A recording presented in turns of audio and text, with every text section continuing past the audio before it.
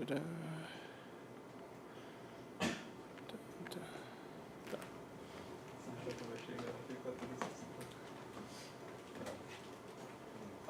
alô, tá, agora estou me ouvindo.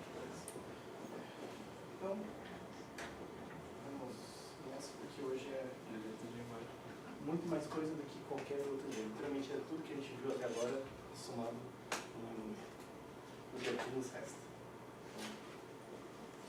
Bom, é o seguinte, então, qual que é o nosso objetivo hoje? Nosso objetivo hoje é fazer a revisão para a prova, que, para aqueles que não sabem ainda, semana que vem. Espero que todos vocês saibam disso. Alguém não sabia que estava semana que vem? Não? Não, no seu WhatsApp, só abrir.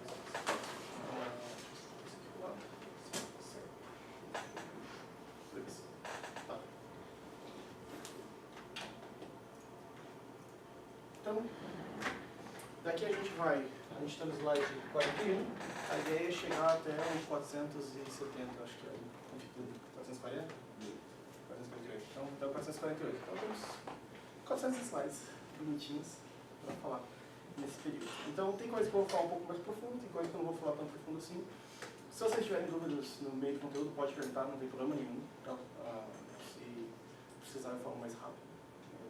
Vou tentar manter um ritmo agradável, mas não muito lento. Mas vamos ver o que vai rolar. Então, beleza. Então, o que a gente tem aqui sobre disciplina? Então, por que é interessante voltar aqui nesse sobre disciplina e sobre ementa? Basicamente porque aqui a gente vai ver sobre quais são os aspectos que essa disciplina visa e sobre quais aspectos vocês vão ser cobrados. Tá?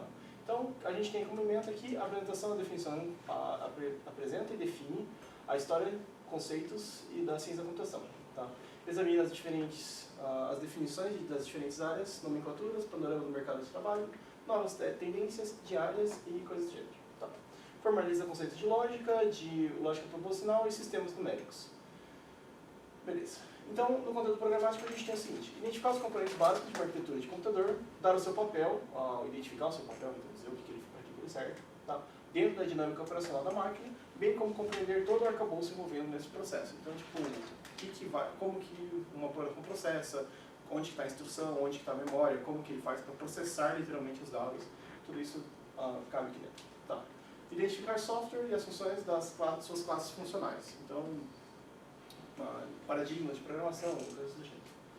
Compreender a gama de linguagens de programação existentes, calcular a capacidade de armazenamento de dispositivos, então saber fazer conversões de kilobits, kilobytes, bits, bytes, coisas do gênero. Identificar os dispositivos e meios de comunicação com a internet e avaliar e criar operações lógicas utilizando as ferramentas matemáticas. Certo? Então, essa daqui é o conteúdo programático de toda a disciplina. Tá? Obviamente, a gente não viu tudo. O que a gente não viu ainda? A gente não viu essa parte aqui de avaliação de lógica. Tem algumas coisinhas aqui no meio que são pinceladas, que estão mais a ver com outros assuntos do que quando a gente falou sobre eles, mas a maioria dos passos a gente já viu. Tá? Então, a maioria dos conteúdos a gente já viu. Então, sim, a prova é um pouquinho longa. Tá? Ela vai ter múltiplas questões, não questões de múltipla escolha, tá? Múltiplas questões. Essas questões vão ter múltiplas alternativas, então, tipo, perguntar B, C, D, F, G, H, J, K, até acabar o alfabeto. Tá? Por quê? Porque tem bastante coisa, realmente tem bastante coisa. Beleza. Então tá, aí tem a biblioteca, tem essas coisas aqui, tudo bem. Então, bom, o que a gente começa aqui? Começa com a nossa querida introdução. Então, o que a gente tem em computação hoje? Então, o que é importante saber sobre a computação hoje? Basicamente, é importante conhecer ou ter noção do que a computação estuda, onde que ela é aplicada, para que ela existe, tá? Qual que é o nosso objetivo dentro da computação. Tá? E nosso objetivo dentro de computação é computar. Computar o quê? Computar problemas. Tá? Então, computar problemas significa propor soluções que são executadas por meio de computação. Tá? Podem ser soluções elaboradas, podem ser soluções não tão elaboradas assim, mas tudo isso é para executar e solucionar problemas. Tá? Bom, quando surgiu o primeiro princípio, a primeira meio de computação, ou seja, um processo que, a partir de uma certa entrada, vai gerar uma saída. Quem se lembra? Primeira aula. Eu falei, está no slide. DNA. Tá? Então, bom, o DNA, ele é o primeiro cara que a gente pode dizer que foi um sistema computacional, um sistema de computação. Por quê? Porque ele recebe como entrada, o que é a entrada? É uma sequência genética. A partir dessa sequência genética ele tem um certo processamento, que é um monte de mitose, meiose, crescimento, divisão celular e coisas do gênero. E isso faz com que ele chegue num output que é um ser vivo, um objeto, alguma coisa com certas características que foram definidas pelo input. Certo? Então você tem um input, você tem um processamento, você tem um output que vai acontecer por conta daquele input. Certo? Então, DNA é um bom cara para dizer que é um primeiro meio computacional. Bom, mas depois do DNA? Bom, depois do DNA a gente tem vários outros caras aqui na história, que vocês não precisam saber esses monte de anos e esse monte de nome. Tá? Então, vocês não vão precisar saber, não vou perguntar, tipo, no ano de 1650, o que aconteceu? Não vou fazer uma sacanagem dessa, tá? Isso aí é saber datas e o nome desses carinhas, é sacanagem. Tá. Vamos lá, passar as datas. Tem umas coisas interessantes aqui, por exemplo, aquela coisa da Lovelace, a George Bull, depois vai ter aqui o Herman Hollerith, o parte da IBM, Harvard, Alan Turing, vários outros casos legais aqui, von Neumann, tá? Que a gente vai estudar depois da arquitetura, que vocês se lembram, von Neumann, tá? Outras coisinhas. Beleza. Mas o que é importante saber da história da computação? Da história da computação é importante saber quais são as gerações e no que elas se diferenciaram. Tá? Então, por exemplo, a primeira geração da computação, eles eram marcados pela utilização de válvula. Tá? Válvula, para quem não se lembra, parece uma lâmpada. Tá? Muito presentes hoje em equipamentos de som de alta qualidade.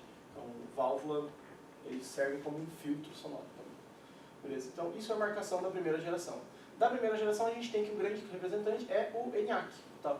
Que tinha 17.468 válvulas, pesava 30 toneladas e conseguia realizar 200 operações por segundo,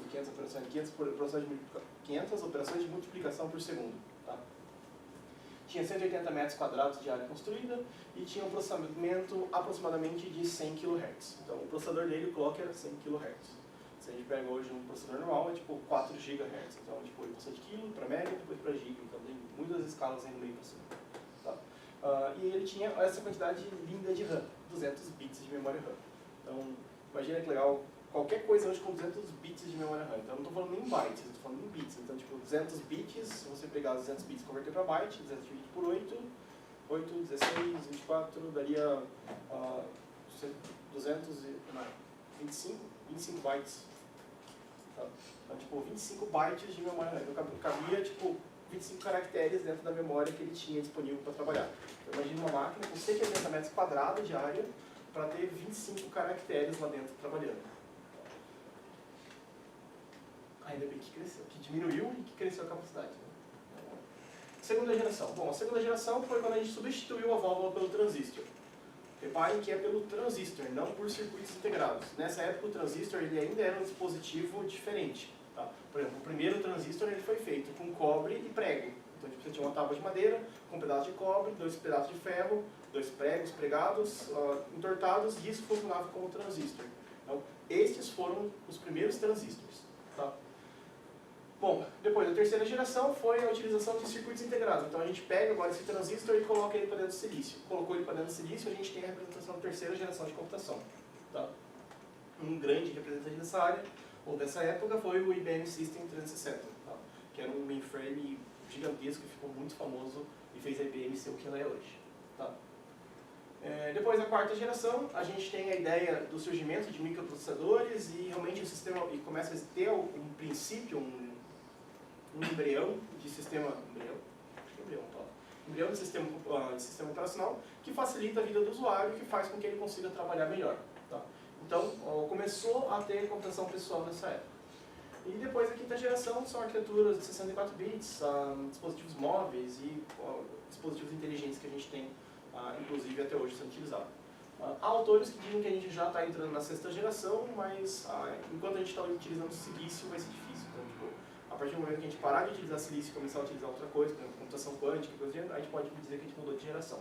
Mas por enquanto, atualmente, basicamente a gente utiliza tudo em cima da quinta geração de computação. Tá?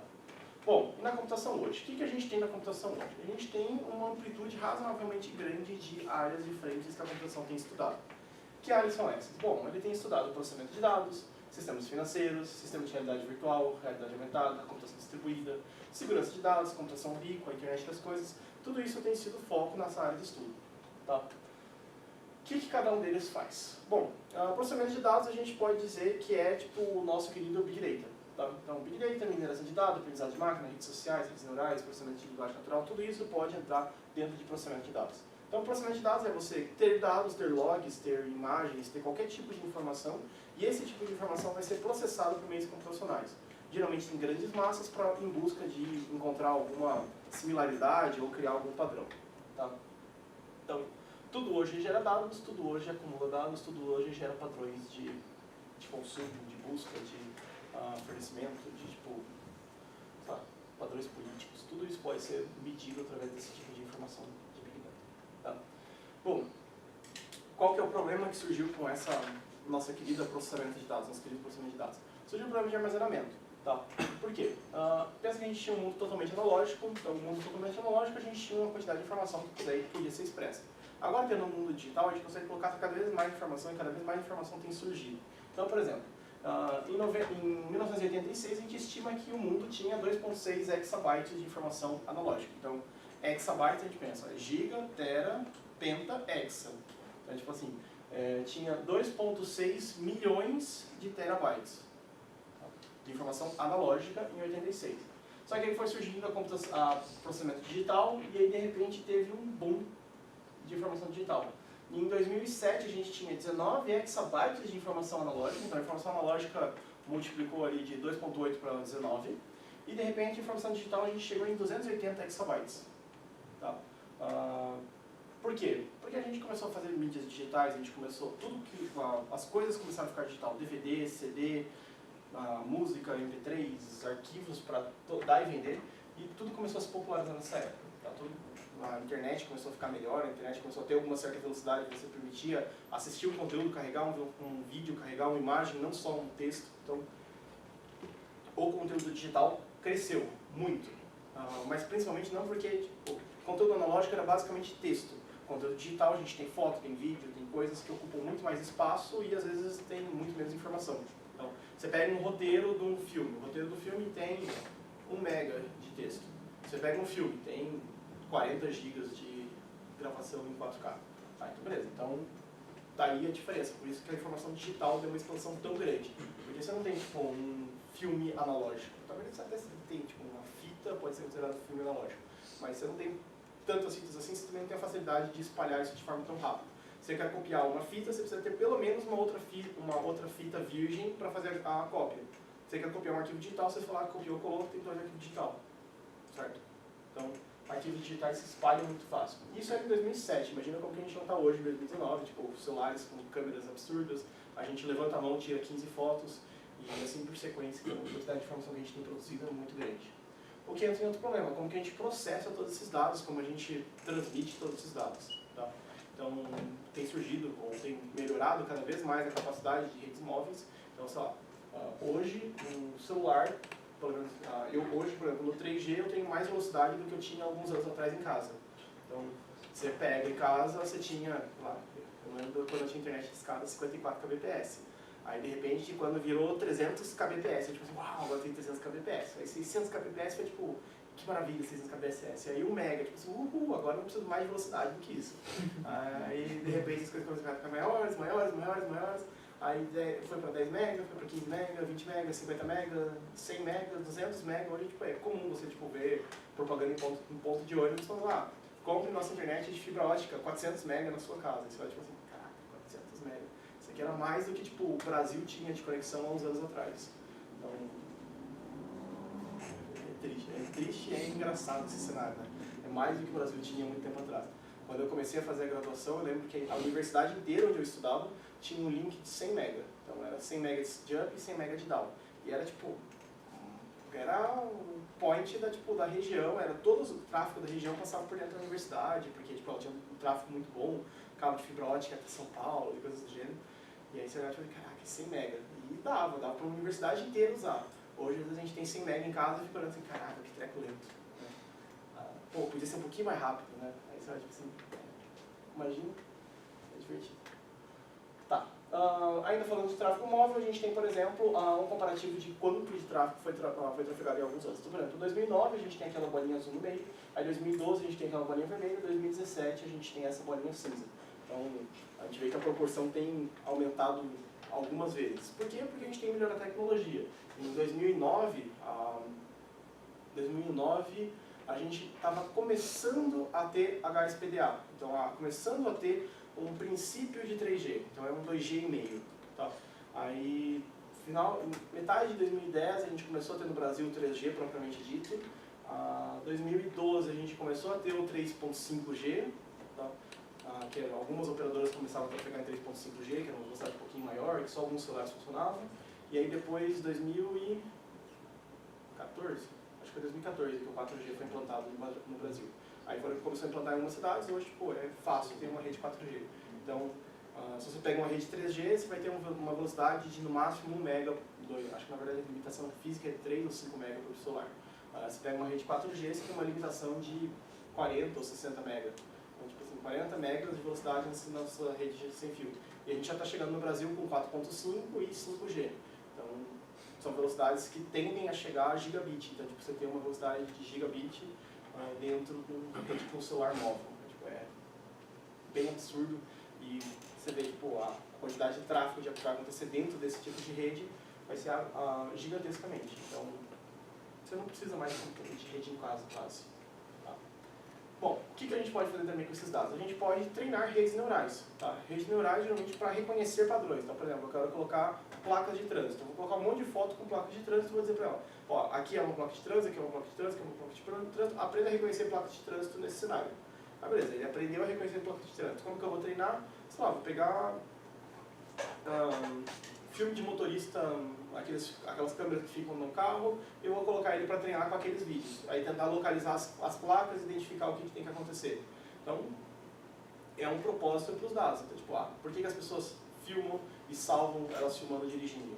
Às vezes por segurança, às vezes por algum propósito qualquer, às vezes esse dado também serve para outras coisas. Então, pode ser disponibilizado, pode servir de ponte ou de artifício para outras pessoas, tipo pessoas que usam redes neurais. Tá. Mas a rede neural é mais feinha, é mais parecida com esse carinha aqui, realmente o princípio dela. Elas também podem ser feitas via hardware e vários tipos delas. E aí a gente tem passo para o conteúdo, que é a parte de realidade. Então a gente tem duas realidades que são muito fortes no mercado, que é a realidade virtual e a realidade aumentada. Então, realidade virtual é quando você põe um óculos, esse óculos te teletransporta para outro lugar. Tá? Então você perde total noção de onde você está e você fica inerte dentro de um outro ambiente. Tá? Então você pode estar numa sala cheia de pessoas e estar num campo limpo, vazio, sem ninguém. Ou você pode estar tipo, numa sala cheia de pessoas e cada uma das pessoas está num lugar diferente, enxergando uma coisa diferente. Tá? Ou, mais incrível ainda, todas elas podem estar olhando exatamente da mesma perspectiva no lugar. Então, tipo, você não precisa mais ter um ponto específico onde você consegue notar alguma coisa na arquitetura. Você consegue agora que todos eles vejam o mesmo ponto no mesmo instante. Você consegue treinar o olhar deles para isso. Tá? Mais uma coisa que também tem se popularizado bastante é a realidade aumentada. Por exemplo, móveis. Eu quero testar para ver se o móvel fica legal na minha sala. Então eu vou lá e vejo com um aplicativo de realidade aumentada que escaneia a minha sala e coloco o móvel ali na proporção que ele deveria ser. Aí eu posso trocar de cor, posso trocar a cor da parede, posso, sei lá, projetar qualquer coisa que exista, que não exista, num ambiente virtual em cima da minha realidade. Tá? Um que ficou muito famoso com isso era o Pokémon GO, que fazia uma coisa dessas. Tá? Serve só para brincar?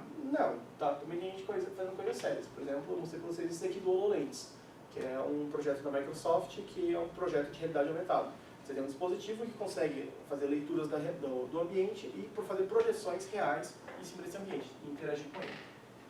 Tá. O que mais? Sistemas financeiros, a gente tem que, tipo, o banco hoje se transformou em banco digital, então a gente tem informações digitais sendo transportadas e sendo carregadas para todos os lados. Tá.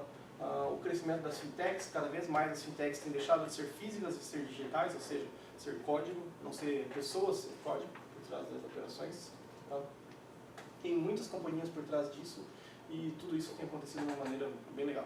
Tá? Obviamente, fintechs também trazem outros problemas, trazem problemas de segurança, trazem problemas de tráfego, a quantidade de informação que a gente também vai trafegar é muito maior. Então, assim, quantas máquinas de cartão existem hoje no Brasil ativas? Durante o intervalo do almoço, quantos restaurantes vão ter ao mesmo tempo uma passagem de cartão? Vai ter X intervalo.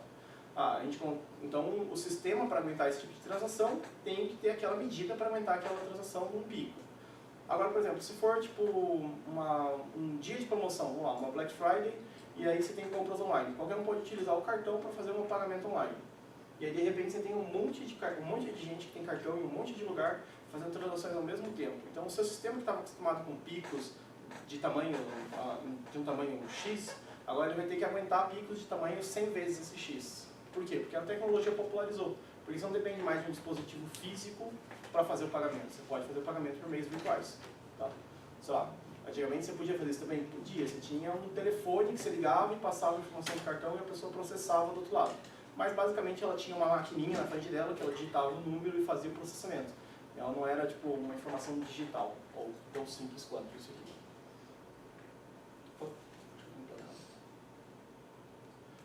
Tá, depois, computação distribuída. Computação distribuída a gente tem smart grids, sistemas distribuídos, infraestrutura de cloud, virtualização, multi-cloud, várias coisas que podem ser abordadas dentro desse assunto. Tá? Então, basicamente, é um monte de gente trabalhando ou se reunindo para fazer algum processo. Por exemplo, mineração de Bitcoin, a distribuição de arquivo via torrent, sei lá, fazendo um ataque de DDoS. Tá? Tudo isso é gente, ao mesmo tempo, trabalhando para fazer em prol de alguma causa. Tá? Então, a gente não está falando daquele primeiro cenário, onde a gente tem uma rede centralizada, a gente está falando mais desse último cenário, onde a gente tem uma rede totalmente distribuída, onde você não tem um servidor a ser atacado. Se você atacar e tirar metade da rede do ar, a rede ainda vai continuar funcionando. Para que a gente usa muito computação distribuída? Para processamento matemático. Então, tem algumas universidades, por exemplo, que pedem como doação para a universidade, ao invés de você doar dinheiro, você doa o tempo da sua máquina. Então, você vai lá, instala um software na sua máquina, quando a sua máquina estiver ligada, ele vai detectar. Se não tiver ninguém utilizando a máquina, a máquina, por exemplo, está com a tela bloqueada. O processamento da máquina fica disponível para realizar processos dessa universidade. E aí ele manda ações, sua máquina processa e devolve para a universidade para ficar bloqueado. Você chegou, desbloqueou a máquina para utilizar, ela para de processar as coisas dele e volta para você poder utilizar a sua máquina. Então, você não tem nenhuma perca de potência, você não tem perca de desempenho e você ainda consegue ajudar eles. Porque é difícil alguém colaborar, tipo, doe dinheiro para um projeto de pesquisa. É difícil, as pessoas raramente conseguem doar dinheiro. Agora, instala um software e doa o tempo da sua máquina pra gente, o tempo ocioso da sua máquina pra gente. Beleza, show de bola, manda pra cá que a gente instala. Então, a pesquisa evoluiu bastante com isso. Pessoas que utilizam isso, muitas pesquisas voltadas para acelerador de partícula. Então, tipo, o CERN e alguns outros aceleradores de partícula têm esse tipo de programa. Se você for no programa deles, no site deles, vocês vão ver, tipo, contribua com... eu não sei, não lembro qual que é a frasinha de marketing, mas tem uma frasinha legal de marketing. E aí, contribua com o seu poder de processamento ocioso para fazer muito melhor, uma coisa assim. E é divertido. Então, tudo isso é a descentralização. Falando em centralização, também falei de criptoação de mineração de criptomoeda, mas isso também serve para outras coisas, serve, por exemplo, como um livro de registro. Né? Tipo, eu tive uma ideia e quero registrar que essa ideia eu tive nesse dia. Eu posso registrar essa minha ideia no blockchain e aí essa ideia está registrada, fica dentro da chain e a partir dali eu consigo provar para qualquer um que a minha ideia foi registrada. Tá? Antigamente a gente utilizava o correio para fazer isso. Então você pegava, imprimia a sua ideia, colocava dentro do envelope, ia no correio, pedia para o correio lacrar e enviar para você mesmo. Aí você se enviava pelo correio. Então o correio carimbava, lacrava e chegava na sua casa. Aí você chegava na sua casa, você pegava e guardava aquele pacote por tipo 50, 60 anos. Por quê? Porque se nesse meio tempo acontecesse alguma coisa e você precisasse provar que foi sua ideia naquele momento lá atrás, você poderia ir na frente do juiz, entregar aquele pacote, o juiz iria verificar os lacres, abrir o pacote e verificar o documento. Se o documento comprovasse que estava falando, era uma prova cabível que foi você que tinha aquela ideia naqueles 50 anos atrás. Tá? Parece meio estranho, mas existe muito disso. Lá na USP, por exemplo, onde eu estava trabalhando, teve um pessoal, a gente achou um armário, de repente, que estava cheio desses envelopes. E tinha envelope que tinha duração de 120 anos, uma coisa assim. Tinha envelope da década de 20, que estava lá e dizia, 100 anos. Então, o ano que vem a gente vai descobrir o que tem naquele envelope, mas até lá a gente tem que deixar ele fechadinho, porque vai que acontece alguma coisa, tá lá. Então, possivelmente todo mundo que sabia o que tinha naquele envelope já morreu. Né? A gente não sabe mais o que tem naquele envelope, mas está lá, a gente vai abrir e de repente a gente vai descobrir alguma coisa, tipo, que alguém fez, sei lá. Você imagina aquela ideia do Tony Stark, né? Tipo, que ele vai lá e de repente, meu pai morreu faz 20 anos, mas pô, olha que ideia legal que ele fez, aquele elemento quando ele criou. Marvel pro lado, mentira. E mais que a gente tem? A gente tem segurança de dados, então em segurança de dados a gente tem vários temas a serem tratados, pode falar de malware, de cybercrime, de Tor, de invasão de redes, de corpo de dados, espionagem, tudo isso a gente pode falar dentro da área de segurança. Tá? O próximo capítulo, depois da prova, vai ser segurança, então eu vou falar mais especificamente de cada um desses termos. Mas aqui entra de novo blockchain, entra a ideia da gente ter uma infraestrutura de rede, tudo conectado.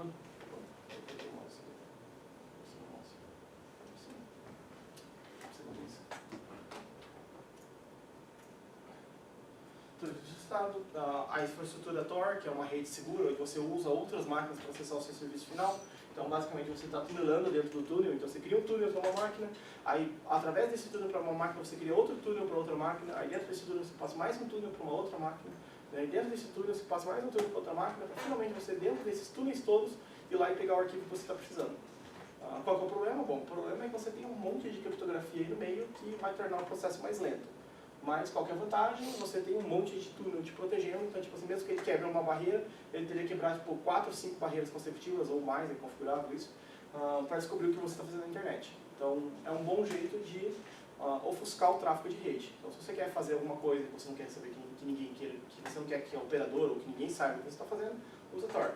Às vezes pode ser feito alguma coisa legal, às vezes pode ser simplesmente porque você quer assistir YouTube e a operadora está sacaneando você e boicotando o YouTube porque ela vende TV a cabo. Então, é um jeito de burlar esse bloqueio do operador. Então, segurança a gente pensa sempre que é tipo, a gente está sempre seguro e tem uma brecha, mas na verdade o cenário é meio contrário. A gente tem várias brechas e geralmente a gente está seguros em poucos lugares. Então, existem poucos pontos firmes para a gente colocar os pés na internet. Tá. Internet da coisa. Bom, internet das coisas. Da coisa ficou grande. Internet das coisas. Internet das coisas basicamente é um monte de coisa, literalmente conectado, conversando e trocando informação dentro da rede. Tá? Tudo hoje a gente pode dizer que está conectado. Então o trem está conectado, eu sei aonde os ônibus estão, eu consigo tipo, abrir um aplicativo e ver exatamente em tempo real aonde os ônibus estão em São Paulo. Tá? Então isso é a internet das coisas, cada ônibus está me mostrando onde ele está. Por conta de eu saber onde cada ônibus está, eu consigo medir, por exemplo, lentidão de tráfego. Por quê? Porque eu vou saber que aquele ônibus está demorando 15 minutos para passar aquele pedaço. Então eu sei que ali tem algum acidente ou tem algum problema que está lento naquele pedaço da rua. Mas eu sei que a partir dali ele consegue chegar em 10 minutos, 1 km para frente. Então aquele pedaço está bom. Então eu consigo tipo, medir ou inferir dados através desse monte de dados que está sendo coletado dentro da cidade. Tá? Por exemplo, a quantidade de gente que está utilizando o Waze e Google Maps hoje. Então você olha para os carros, está todo mundo com o celular dentro do carro com um aplicativo aberto. O que aquele aplicativo também está fazendo? Está verificando qual é a sua velocidade, como você aonde você está trafegando, qual é o seu destino. Então ele sabe de onde cada um saiu e para onde cada um vai. De onde cada um saiu para onde cada um vai, ele consegue medir qual é o fluxo da cidade. E a partir disso ele consegue te indicar, ao invés de ir por aqui, que seria um caminho às vezes mais rápido, ele indica, ou seria um caminho mais curto, ou vai por esse caminho aqui que não tem tanta gente e vai ir mais rápido. Pode ser às vezes no meio da favela, às vezes pode ser no meio da favela. Às vezes ele faz isso, ele não sabe que é uma favela, ele sabe que é uma rua. Então, se alguém colocou ele no mapa, ele está valendo. Mas sim, às vezes acontece umas coisas dessas. Pode ser, por exemplo, por exemplo, no Google Maps eu não sei o que você está. Eu quero via com estrada, sem estrada, com pedágio, sem pedágio, com balsa, sem balsa. Você poderia ter, tipo, com favela, sem favela. Obviamente seria também uma sacanagem com as pessoas que moram em regiões que vão dizer, não, mas a minha região não é favela, minha região é tipo uma comunidade, mas é bonitinha, não é favela não. Aí ia começar a ter brigas por conta disso. Tipo, sei lá, se o Uber já tem tipo, problemas, vários problemas na justiça de tipo, ele considera que existem áreas de risco. Como que ele pode dizer que uma área é de risco ou não? Sabe? Então, tipo, tem gente que processa eles porque eles não atendem certas regiões porque é uma região de risco. Quem prova que é uma região de risco? Sabe? Tipo, ele não... A gente sabe que, tipo assim, sei lá, é uma região de risco. Tipo, sei lá, é Paraisópolis. Não, mas Paraisópolis é de boa. Não, mas é complicado. Então, você vai dizer... É meio que pessoal esse tipo de informação. Então, basicamente a gente tem ele mandando a gente ir para vários lugares, a gente não sabe às vezes o porquê que ele está mandando, mas ele tem um algoritmo, um cara muito bom por trás para programar o porquê que ele está fazendo aquilo. Então ele tenta espalhar, por exemplo, a mobilidade urbana, tenta espalhar o tráfego por vias secundárias para justamente tentar equilibrar todo mundo chegar mais rápido no destino. Certo? A internet das coisas geralmente tem umas carinhas mais assim, bonitinhas, feinhas, mais prototipagem, mas também tem umas coisas legais maiorzinhas que são 20 poucas. Tá. Bom, o mercado de trabalho, tem uma coisa aqui, que vocês não vou repetir isso aqui, que é de boa. Tá. E computação futura. O que a gente tem sobre computação futura? Bom, computação futura a gente tem 3 grandes áreas. Computação quântica, computação genética e computação lógica. Computação quântica, basicamente, quando a gente para de utilizar o transistor e começa a usar qubits, que são valores que são tipo, estruturas elétricas que não armazenam só estados 1 e 0, armazenam um quantum elétron, que é o qubit. E aí esse qubit ele consegue, na verdade, dizer qual é a probabilidade dele ser 1, qual é a probabilidade dele ser 0. E aí, por conta disso, ao invés de eu ter um mapa onde eu tenho várias regiões 1 e várias regiões 0 numa sequência, eu posso ter tipo, um valor que de repente vai lá embaixo e volta para 1, vai lá embaixo e volta para 0, ou vai lá em cima. Então ele consegue, em vários pontos, representar coisas diferentes. Tá? Uma fotinha no computador quântico, um código comercial, que não serve para muita coisa por enquanto, mas é comercial. A computação genética, basicamente, baseados em genes, é uma computação baseada em seres vivos. Tá? Então, pode ser neurônios dentro do processador? Existem neurônios dentro do processador. Pode ser outra coisa? Pode ser outra coisa. Pode ser, por exemplo, programar uma proteína para fazer uma certa tarefa. Então, isso é uma computação, um computador genético. Tá? Tem vários filmes que tentam abordar essa ideia de programar bactérias, ou programar, por exemplo, bactérias para comer metal. Tem um monte de filme que aborda esse tipo de ideia. Então, antes era realmente uma ideia, era tipo, uma coisa que ficava na possibilidade, hoje a gente sabe que já é possível. A gente consegue tipo, programar uma bactéria para produzir uma enzima que derrete metal, ou que derrete silício. Tá? Então, que consome silício, que processa silício e que por conta disso consegue comer circuitos. Então, você consegue tipo, fazer uma bomba que come silício. Então você joga uma bomba e de repente acaba a computação daquela área. Então, sei lá, eu acho que ninguém mais tem uma calculadora mecânica em casa para conseguir fazer conta. Então, vai todo mundo depender do papel e lápis de novo. Computadores ópticos, basicamente, são computadores baseados em luz. Então você tem luz, você tem vidro, você tem várias estruturas de cristais que conseguem fazer operações utilizando esses aspectos de luz. Não é uma computação muito comum, mas existe já dela. Tá? Basicamente, ela interliga tudo com fibra óptica e é divertido. Não é um computador óptico, mas eu coloco essa daqui só porque a piadinha fica legal. Tá. Bom, depois a gente entra em dispositivos de entrada e saída. O que a gente tem em dispositivos de entrada e saída? Temos o seguinte, então o que são dispositivos? Os dispositivos de entrada e saída basicamente são periféricos. Esses periféricos podem ser tanto de entrada quanto de saída. Qual que é a ideia deles? A ideia deles é fornecer para o nosso computador, para o nosso processamento, uma interface com o mundo. Tá? Seja para entrar dados, seja para tirar dados deles. Tá? Quem são os dispositivos de entrada? Bom, os dispositivos de entrada são todos aqueles que conseguem pegar a informação do mundo analógico e colocar para o mundo digital. Tá? Por exemplo, o teclado é um grande cara do computador, do dispositivo de entrada. Tá? Então você usa o teclado, você tem teclados de vários tipos e você utiliza ele para colocar informação para dentro da máquina. Tá? Podem ser teclados diferentes também, podem ser teclados musicais, mas eles ainda podem colocar informação para dentro da máquina. Tá? O que mais? O mouse. O mouse, por exemplo, ele vai ser um dispositivo que vai colocar ou vai posicionar um cursor na posição da tela. Então ele é mais um objeto para fazer movimentação dentro de uma interface gráfica, mas ele ainda tem a sua funcionalidade. Tá? Ele tem várias características também, não é o ratinho, é o mouse esse aqui. Tá? Ele tem vários tipos de mouse, os mouses são diversos, bem diversos, mas eles podem ser de diversos tipos e mesmo assim ainda fazem a mesma funcionalidade. Tá? Então tem mouse de carrinho, tem mouse de tudo que é coisa e tudo isso é possível. Tá bem? Tá. Então aqui tem um pouquinho da história do mouse, como que ele era, como que ele ficou e assim por diante.